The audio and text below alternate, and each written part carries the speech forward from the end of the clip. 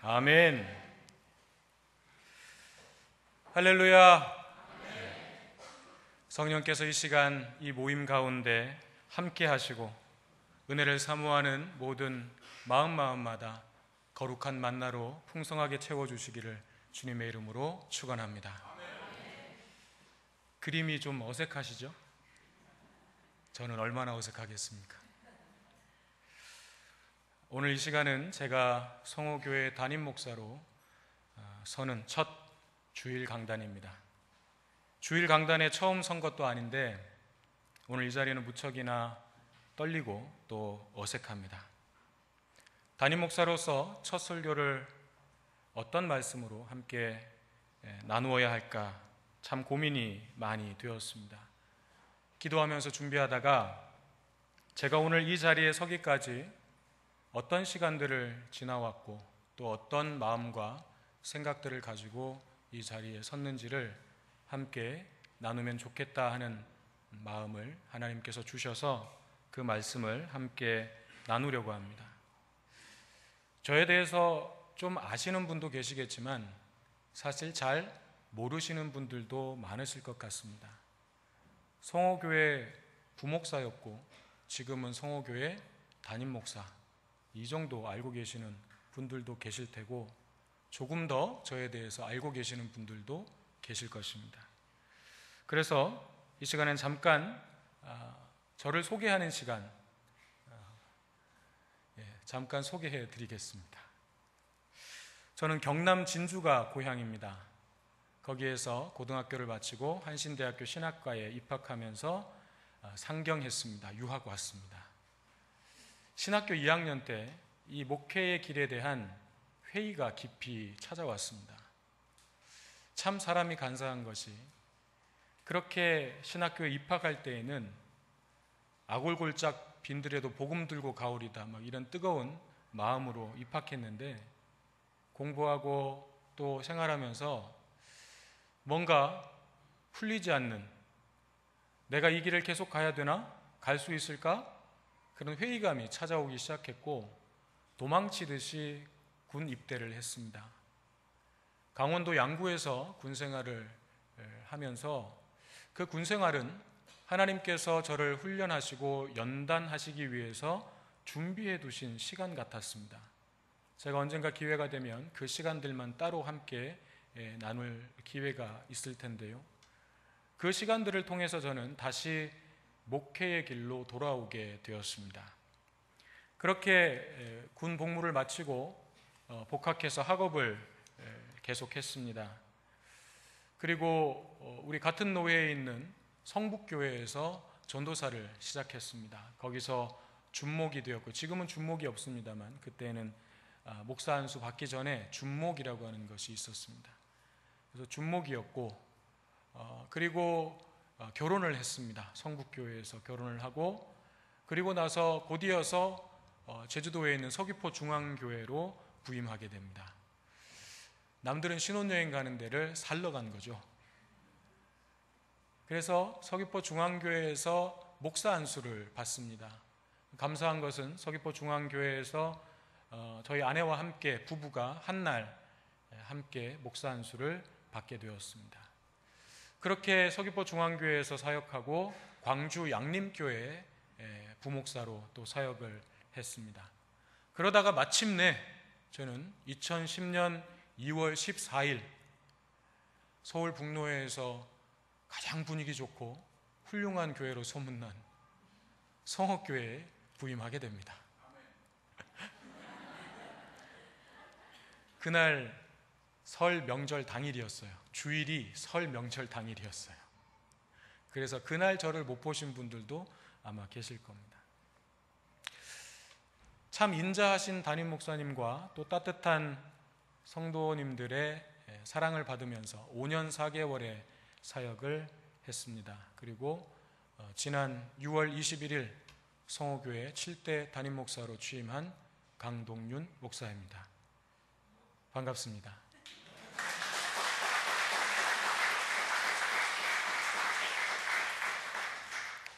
사실 제가 이 자리에 서 있는 것은 목회 현장에서 일반적으로 일어나는 일은 아닙니다.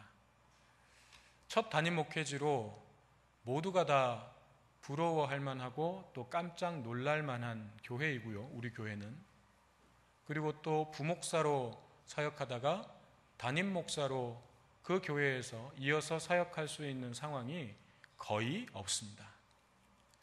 그래서 어떤 분들은 강동육 목사는 아무 고민 없이 일이 술술 잘 풀려서 그렇게 여기까지 왔다라고 생각하시는 분들도 있습니다. 저는 당연히 그렇게 생각하실 수 있다고 생각합니다. 그러나 진심으로 말씀드리자면 저는 이 자리를 결코 그렇게 가볍게 생각하고 여기면서 오지는 않았다는 것입니다. 저는 이 시간 모세가 하나님의 부르심을 받고 사명을 감당하기 위해서 애굽으로 들어가는 그 과정이 제가 이 자리에 서기까지의 과정과 매우 비슷한 것들을 발견하게 되었습니다. 그렇다고 제가 모세하고 동급으로 저를 놓겠다는 얘기가 아니고 그 위대한 지도자였던 모세하고 조금이라도 비슷한 점을 한번 찾아보려고 연결을 시켜보는 겁니다. 출애굽기 3장에서 모세는 하나님의 산 호렙산에서 하나님을 만나게 됩니다. 그동안 모세가 알고 있었던 하나님은 조상들의 하나님이었어요. 아브라함의 하나님, 이삭의 하나님, 야곱의 하나님. 그냥 전해 들었던 우리 조상들에게 함께 하셨다던 그 하나님, 그 정도로만 알고 있던 하나님이었습니다. 그런데 호렙산에서 모세는 나의 하나님을 경험하게 되는 것입니다. 나와 지금 이 순간 함께 하시고 나에게 말씀하시는 바로 나의 하나님을 만나게 되는 것입니다. 하나님과의 이 만남은 모세의 인생을 완전히 송두리째 뒤바꿔 놓았습니다. 광야에서 그저 양치고 목축하던 바로 그 목자, 평범하기 그지없는 그 모세의 인생을 민족을 구원하는 위대한 지도자의 인생으로 바꾸어 놓은 것입니다. 하나님은 모세에게 내 백성 이스라엘을 애굽으로부터 인도해내라고 사명을 주십니다. 그런데 하나님의 이 부르심 앞에서 모세는 계속 저항하고 반항을 합니다. 출애굽기 3장 13절부터 오늘 우리가 읽은 이 본문 바로 앞절인 17절까지 4장 17절까지 꽤 긴 내용이 하나님의 부르심을 받은 모세가 하나님 앞에서 반항하는 내용이에요. 하나님은 말씀하시고 모세는 못하겠다고 하고 옥신각신 마치 하나님과 모세가 줄다리기 하고 있는 것 같은 그런 내용이 담겨져 있습니다. 모세가 얼마나 고집이 셌냐면요, 하나님과의 이 줄다리기를 5라운드까지 진행했습니다. 1라운드가 뭐였냐면요, 하나님께서 모세를 부르시고 만나주시고 내가 너를 보내겠다 말씀하시니까 모세가 하나님 앞에 대답합니다. 내가 누구이기에, 하나님 내가 누구이기에 이스라엘 자손을 애굽에서 인도해낼 수 있단 말입니까? 하나님의 그 말씀을 거절합니다. 내가 누구이기에. 이 말은 이제 자신은 힘과 권력을 가진 애굽의 왕자도 아니라는 거예요. 그렇다고 40년 전처럼 혈기가 있고 또 힘이 있고 건강이 있는 그런 젊은이도 아니라는 거예요. 내게 무슨 힘이 있어서, 내게 무슨 능력이 있어서 그 엄청난 일을 감당할 수 있겠습니까? 하나님 내가 누구이기에. 그렇게 반항하는 모세에게 하나님이 말씀하십니다. 내가 너와 함께 하겠다. 그런데 하나님의 이 대답은 약간 동문서답 같아요. 모세는 하나님 내가 누구이기에 그 일을 감당할 수 있겠습니까? 라고 물었는데 하나님은 내가 너와 함께 하겠다라고 대답하신 거예요. 이 말씀은 어떤 의미가 있는 것일까? 하나님은 지금 이렇게 말씀하시는 거예요. 모세, 네가 지금 누구이고 어떤 신분이고 무엇을 할 수 있고 무엇을 할 수 없는지는 중요하지 않다. 내가 너와 함께 있으면서 나의 능력을 너에게 부어줄 것이다. 너는 내 백성을 구원할, 단지 내 구원을 그들에게 나타내고 드러내고 증거할 나의 도구로 쓰임받으면 된다. 나의 능력을 나타낼 통로가 되기만 하면 된다. 하나님은 지금 그렇게 말씀하고 계시는 것입니다. 하나님께서 이 정도 말씀하시면 예 하고 순종하면 좋겠는데 모세는 2라운드까지 갑니다. 내가 너와 함께 하겠다 말씀하시는 하나님께 모세가 이렇게 대답합니다. 그런데 하나님, 백성들이 너를 누가 보냈냐? 너를 보낸 신의 이름이 누구냐? 물으면 제가 뭐라고 대답합니까? 그러니까 하나님께서 또 친절하게 말씀을 해주십니다. 나는 스스로 있는 자니라. 하나님의 이름을 모세에게 비로소 말씀해 주십니다. 나는 스스로 있는 자니라. 이 문장을 자음만 따다가, 히브리어 자음만 따다가 나중에 그 밑에다가 아도나이, 주님이라고 하는 그 말에 모음을 붙여가지고 이 이스라엘 사람들은 하나님의 이름이 거룩해서 절대로 그 밑에 모음을 붙이지 않았습니다. 자음만 기록했습니다. 그런데 이제 그 밑에다가 모음을 붙여가지고 나중에 부르게 된 하나님의 이름이 우리가 부르는 여호와, 야훼라고 하는 이름이 바로 하나님의 이름인 것입니다. 그 이름이 바로 오늘 이 문장, 나는 스스로 있는 자니라 라고 하는 이 하나님의 말씀 속에 담겨져 있는 것입니다. 하나님은 이렇게 당신의 이름을 말씀해 주시고 나서 모세에게 자, 내 이름은 이런 거니까 너는 백성들에게 가서 이렇게 이야기하고 이렇게 백성들을 설득해라. 아주 세세하고 구체적으로 코치를 해 주십니다. 그런데 모세는 또 저항합니다. 3라운드가 시작됩니다. 하나님께서 일일이 코치까지 다 해주셨는데 모세는 이렇게 말합니다. 제가 하나님을 만났다는 것을 백성들이 안 믿어줄 겁니다. 또 이렇게 버티는 거예요. 말로 해서 안 되겠으니까 하나님이 이제 교구제를 사용하십니다.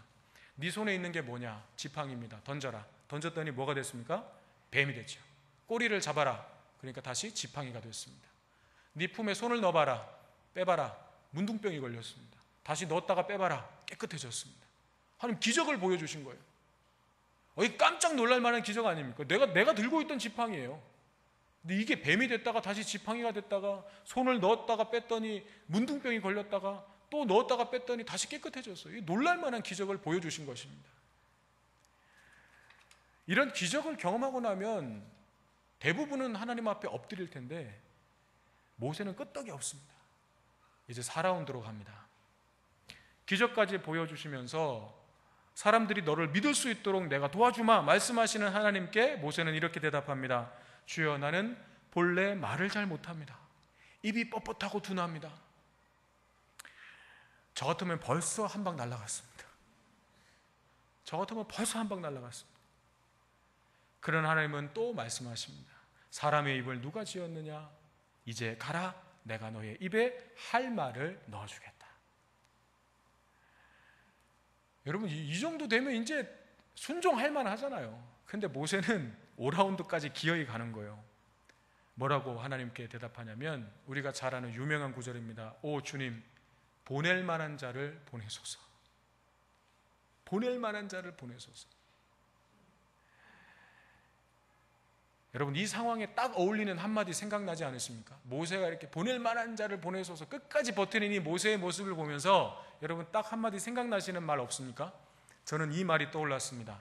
아주 매를 벌어라 벌어. 아주 매를 벌어라 벌어. 하나님께서 사람의 입을 누가 지었느냐? 이제 가라. 이제 가라. 말씀하실 때 저는 하나님이 약간 화가 나신 것 같은 상상이 들었어요. 그러면서 우리가 흔한 말로 어금니 꽉 깨물고 하는 얘기 있죠. 하나님 그렇게 말씀하셨을 것 같아요. 이제 그만 가라. 좋은 말을 할 때 그냥 가라. 모세는 끝까지 버티는 거예요. 그런데 버티는 모세만큼이나 우리를 깜짝 놀라게 하는 것은 이런 모세를 끝까지 포기하지 않으시고 말씀으로 설득하고 계시는 하나님의 인내와 은혜라고 하는 거예요. 버티는 모세를 끝까지 말씀하시면서 설득하고 계시는 하나님. 하나님은 무슨 핑계를 대서라도 빠져나가려고 하는 이 모세에게 마지막 카드를 내미십니다. 그 카드가 바로 아론이었습니다. 형 아론을 붙여주셨습니다. 아론이 너의 입을 대신할 것이다. 아론이 너가 가는 그 길에 함께 할 것이다. 아론을 붙여주셨습니다. 이제 우리는 두 장면에 좀 주목할 필요가 있습니다. 첫 번째는 바로 이 아론을 만나는 장면인데, 아론이 등장하고 있는 이 장면인데, 치열했던 하나님과의 그 줄다리기, 치열했던 5라운드가 끝나고 아론이 등장하니까 모세가 이제 포기하고 순종하는 거예요. 왜 그랬을까요? 이때까지 잘 버티던 모세가 왜 아론의 등장과 함께 포기했을까요? 순종하기로 결단했을까요? 성경에 기록이 없기 때문에 우리가 정확한 답은 알 수가 없습니다. 그렇지만 추측해 보건대 저는 이렇게 생각해 봤습니다. 모세가 동역자를 만났기 때문이다. 함께 이 사명을 감당할 동역자, 십자가를 함께 지고 가줄 동역자의 등장은 모세의 마음속에 있었던 모든 고집과 두려움과 근심과 염려를 모두 다 날려버렸을 것이라고 저는 믿습니다. 옆에서 함께 뛰어줄 사람이 있으면 그 사람은 훨씬 더 잘 뛸 수 있고 더 멀리까지 뛰어갈 수 있습니다. 그러므로 하나님의 일을 맡은 사람에게 좋은 동역자를 만나는 것은 매우 중요한 일입니다. 우리가 하나님으로부터 받은 이 사명을 잘 감당할 수 있느냐 없느냐는 우리에게 얼마나 좋은 동역자가 있느냐 없느냐와 깊은 관련이 있습니다. 하나님은 모세에게 아론이라고 하는 동역자를 붙여주셨습니다. 그리고 모세는 그 동역자를 보면서 하나님께서 나와 함께하고 계심을 이제 구체적으로 경험했을 것입니다. 하나님이 말씀하실 때에는 물론 그 하나님의 말씀을 믿기는 하지만 구체적으로 내가 실감이 안 나고 여전히 두려운 마음이 있었던 거예요. 그런데 이 길을 함께 가줄, 십자가를 함께 져줄 동역자가 앞에 딱 나왔을 때 나와 함께 하시는 하나님의 그 임재와 함께 하심을 구체적으로 경험하게 된 것입니다. 우리가 주목할 두 번째 장면은 하나님의 부르심에 순종하기로 작정하고 모세가 그의 가족들을 데리고 애굽으로 들어가는 바로 오늘 우리가 읽은 본문 말씀의 장면입니다. 그런데 애굽으로 들어가는 모세가 손에 붙잡은 것이 하나 있었습니다. 그것은 다름 아닌 지팡이였습니다. 그런데 그 지팡이는 다른 지팡이가 아니라 하나님의 지팡이였습니다. 모세가 하나님의 지팡이를 손에 붙들고 애굽을 향해서 가고 있는 것입니다.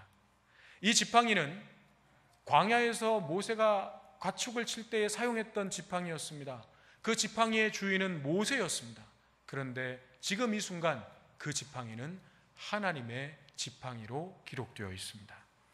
이 지팡이는 이제 애굽에 내릴 10가지의 재앙이 이 지팡이로부터 나오게 될 것입니다. 홍해가 갈라지는 그 기적이 이 지팡이로부터 시작될 것입니다. 반석을 쳐서 물이 나왔던 그 기적이 바로 이 지팡이를 통해서 일어나게 될 것입니다. 우리는 하나님께 쓰임받기 위해서 뭔가 좋은 도구를 준비해야 된다고 생각할지도 모릅니다. 훌륭한 도구가 있어야 되고 훌륭한 사람들이 있어야 된다고 생각할지도 모릅니다. 하나님의 구원 사역에 그것은 필수적이라고 생각할 수도 있습니다. 그러나 하나님은 모세의 보잘것없는 지팡이를 하나님의 능력을 나타내는 권능의 도구로 사용하셨다는 것입니다. 모세의 지팡이는 초라했고 그 지팡이를 들고 있었던 모세도 초라했지만 하나님의 권능이 함께 하실 때에 한낱 광야에서 자란 나무 막대기, 그 막대기가 홍해를 가르는 하나님의 능력의 지팡이가 되었다는 것입니다. 한때는 애굽의 왕자였지만 쫓겨나서 광야에서 별 볼 일 없는 인생을 살았던, 목적도 방향도 없이 그저 흘러가고 있었던 모세의 인생이 민족을 구원하는 위대한 인생으로 바뀌었다는 것입니다. 그러므로 우리가 반드시 기억해야 할 한 가지는 능력은 하나님께로부터 온다는 것입니다. 지팡이 자체의 능력이 있다는 것이 아닙니다. 능력은 오직 하나님께로부터 임한다는 것입니다. 우리의 삶이 아무리 내보일 만한 것도 없고 자랑할 만한 것도 없고 평범하다 못해서 초라해 보일 수도 있을 것입니다. 그렇지만 우리의 인생이 하나님의 손에 붙들릴 때에, 우리의 인생이 하나님께서 주인 되시는 삶으로 바뀔 때에 우리의 삶 속에도 모세가 경험한 것처럼 하나님의 기적의 역사가 일어나게 될 것입니다. 이제 제 이야기를 좀 해드리려고 합니다. 저는 오래전부터 그려왔던 목회의 그림이 있었습니다. 무너져가는 한국교회의 상황을 바라보면서 뭔가 도전적이고 이 현실 속에서 뭔가 새로운 변화를 일으킬 수 있겠다 싶은 그런 목회의 그림을 그리고 있었습니다. 그런데 제가 그렸던 그 그림은 조직화되고 틀이 이미 형성된 소위 우리가 이야기하는 기성교회에서는 그려내기 힘들다고 생각했습니다. 그래서 한 2년 전부터는 꿈꾸어왔던 그 그림을 실현해 보고 싶어서 나름대로 계획도 세웠고 또 하나씩 준비도 해 보려고 했습니다. 그러다가 2013년 연말에 신동일 목사님께서 저를 부르셨습니다. 창립 60주년 행사를 준비해 가면서 진행될 일들에 대해서 이제 구체적으로 저에게 말씀을 해 주셨습니다. 그리고 물으셨습니다. 나 은퇴하고 나서 강 목사가 내 뒤를 이어서 목회를 하면 참 좋겠다고 생각하는데 강 목사 생각은 어때? 목사님께서 물으셨을 때 저는 생각하고 있었던 그림이 있었기 때문에, 그리고 성호교회는 제가 감당할 수 있는 무게가 아니라고 생각했기 때문에 부족한 저를 그렇게 생각해 주시는 것만으로도 감사합니다. 그런데 목사님, 저는 다른 그림을 그려보고 싶습니다. 그렇게 말씀을 드렸습니다. 저는 이미 마음속에 다른 그림을 그리고 있고 그 그림을 한번 그려보고 싶습니다. 그렇게 말씀을 드렸습니다. 그러자 신동일 목사님께서 그러면 너무 성급하게 결론 짓지 말고 시간을 가지고 좀 더 기도해보고 다시 이야기 나누어 봅시다. 그렇게 말씀을 하셨습니다. 그래서 저는 예 하고 대답은 했지만 제 마음속에는 이미 확고한 생각을 가지고 있었기 때문에 기도도 솔직하게 형식적으로 그냥 기도했습니다. 시간이 지나고 작년 초에 다시 신동일 목사님을 만나서 이야기를 나누었습니다. 그때는 아내하고 함께 부부가 같이 신동일 목사님을 만났습니다. 저는 그때 생각이 달라지지 않았습니다. 제 마음속에 품었던 생각이 전혀 달라진 것이 없었습니다. 사실 제가 그런 목회의 그림을 그릴 수 있었던 데에는 아내가 지지해 주었던 부분이 컸습니다. 왜냐하면 아내가 못하겠다고 하면 사실 제가 억지로 끌고 갈 수가 있는 것이 아니기 때문에, 제가 제 목회의 그림과 비전과 꿈에 대해서 아내와 함께 나눌 때 아내도 참 좋겠다고, 그렇게 갈 수 있다면 참 좋겠다고 그렇게 저를 지지해 주었습니다. 이 내용이 무엇인지에 대해서는 나중에 또 이야기할 기회가 있을 것 같습니다. 어쨌든 그렇게 저는 아내의 지지를 받아서 그렇게 꿈을 키워왔고 그림을 그려왔습니다. 그런데 신동일 목사님을 만나는 그 자리에서 아내는 저하고 다른 이야기를 했습니다. 제 입장에서는 아내한테 배신당한 겁니다. 물론 제 기억과 아내의 기억은 서로 다를 수 있음을 말씀드립니다. 이건 철저하게 제 기억을 바탕으로 말씀드리는 겁니다. 제 아내는 전혀 다른 기억을 가지고 있을 수도 있습니다. 아내가 저를 지지해 주긴 했지만 물론 완전히 저를 적극적으로 지지한 것은 물론 아니었습니다.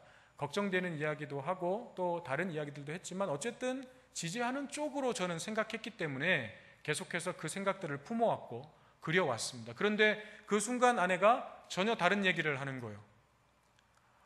그래서 신동일 목사님께서 그러면 가서 부부가 같은 대답을 가지고 오시오, 숙제를 내주셨습니다. 그래서 또 한 3개월 남짓한 시간들을 이제 서로의 생각들을 다시 맞춰야 되는 작업이 진행된 겁니다. 아내는 저를 설득하고 저는 또 아내를 설득하고 옥신각신하기도 하고 신경전이 오가기도 하고 또 때로는 함께 교회에 와서 같이 이 문제를 놓고 기도하면서 그렇게 답을 찾기를 원했습니다. 그런데 마음속에 여전히 답답함은 남아 있었습니다. 그러다가 제 마음속에는 그 답답함이 날카로움으로 바뀌기 시작했습니다. 막 온몸에 가시가 삐죽삐죽 튀어나오기 시작했습니다.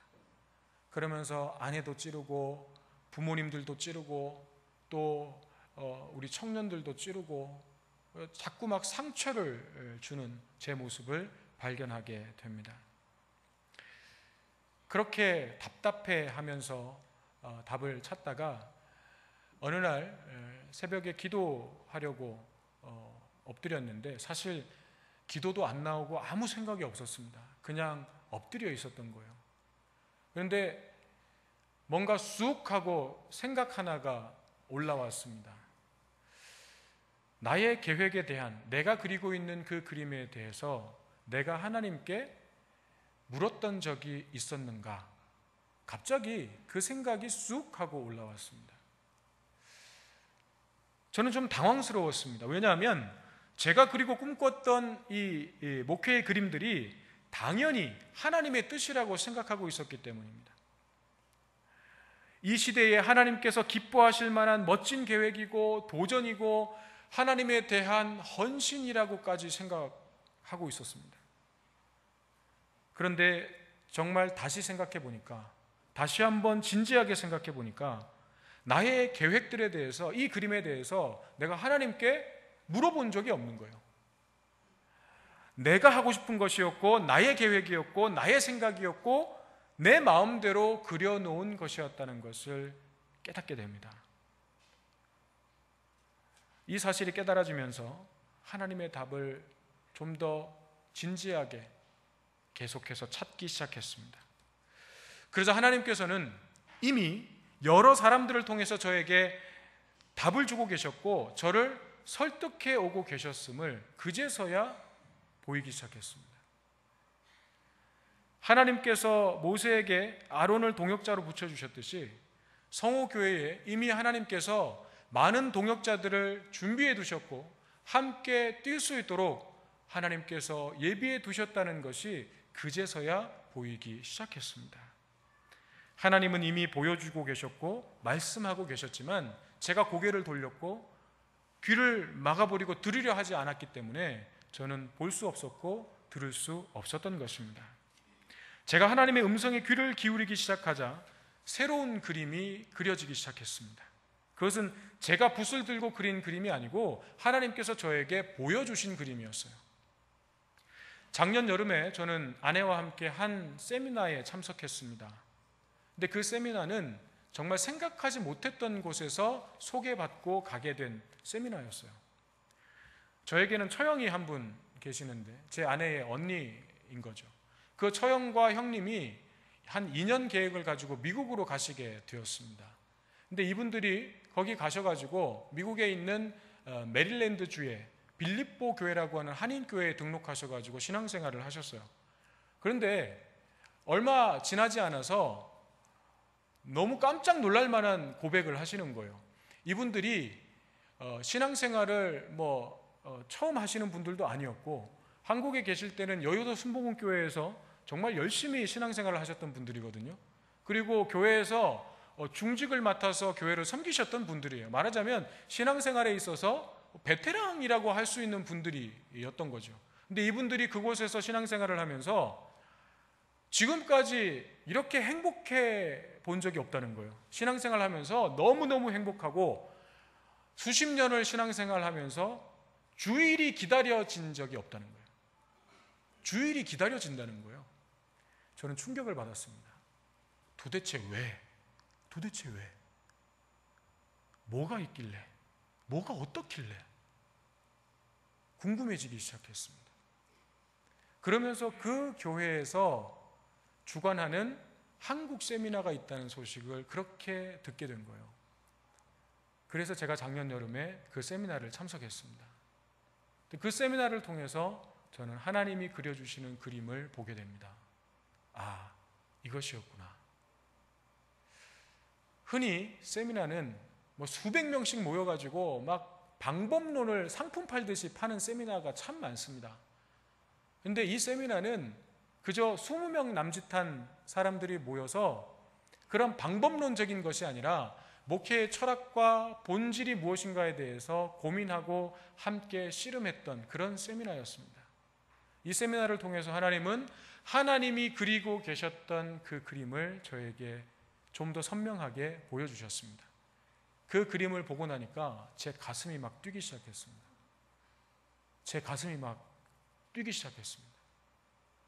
그래서 제가 작년 가을에 당회의 허락을 받아서 미국 본 교회의 그 세미나에 참석했던 것입니다. 저는 거기를 꼭 가보고 싶었습니다. 현장을 보고 싶었습니다. 거기에 가서 하나님은 정말 너무나도 많은 것들을 경험하게 하셨고 보게 하셨고 깨닫게 하셨습니다. 세미나를 마치고 한국으로 돌아오는 비행기 속에서 저는 정말 오늘 본문 말씀처럼 모세가 하나님의 지팡이를 손에 잡았던 것처럼 제 손에 하나님의 지팡이가 들려져 있는 것 같은 충만함을 느꼈습니다. 저는 정말 하나님의 지팡이를 잡고 오는 것 같았습니다. 제가 오늘 이 말씀을 드리는 이유는 제가 이 자리에 서기까지 얼마나 고민하면서 결정했는지 이런 걸 좀 알아달라 이런 말씀이 절대 아닙니다. 제가 말씀드리고 싶은 것은 하나님께서 성호교회를 위한 놀라운 계획을 세우고 계셨다는 것입니다. 그리고 그 계획을 이루시기 위해서 이미 하나님은 우리 가운데서 일하고 계셨다는 것입니다. 하나님은 저와 여러분을 통해서 성호교회의 새로운 역사를 이루어 가시기로 작정하고 계셨다는 것입니다. 이 하나님의 역사를 이루기 위해서 우리가 해야 할 일은 딱 한 가지밖에 없습니다. 하나님의 지팡이를 붙드는 것입니다. 평범하고 보잘것없다 하더라도 우리 자신을 하나님께서 쓰시도록 하나님께 드리는 것입니다.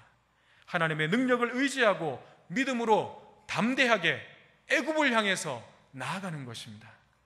우리가 하나님의 지팡이를 손에 붙잡을 때 서로가 서로에게 좋은 동역자가 되어줄 때에 하나님의 위대한 구원의 역사가 저와 여러분을 통해서 우리 성호교회를 통해서 일어나게 될 것입니다.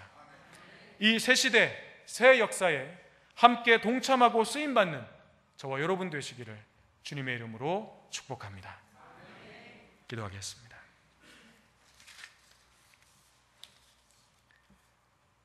모든 역사의 주관자가 되시는 하나님, 성호교회를 사랑하여 주시고 지금까지 인도해 주신 에베네셀의 하나님께 감사를 드립니다. 바로 지금 이 순간에도 우리와 함께하고 계신 임마누엘의 하나님께 감사드립니다. 새 시대 새 역사를 예비하시고 인도하시는 여호와 이레의 하나님께 감사를 드립니다. 우리에게 새롭게 주시는 사명을 발견하고 하나님의 부르심에 즉각적으로 순종하게 하시며 서로가 서로에게 좋은 동역자가 되어 하나님의 지팡이를 손에 붙잡고 하나님의 지팡이로 쓰임받는 저희들 되게 하여 주시옵소서. 예수님의 이름으로 기도드립니다. 아멘.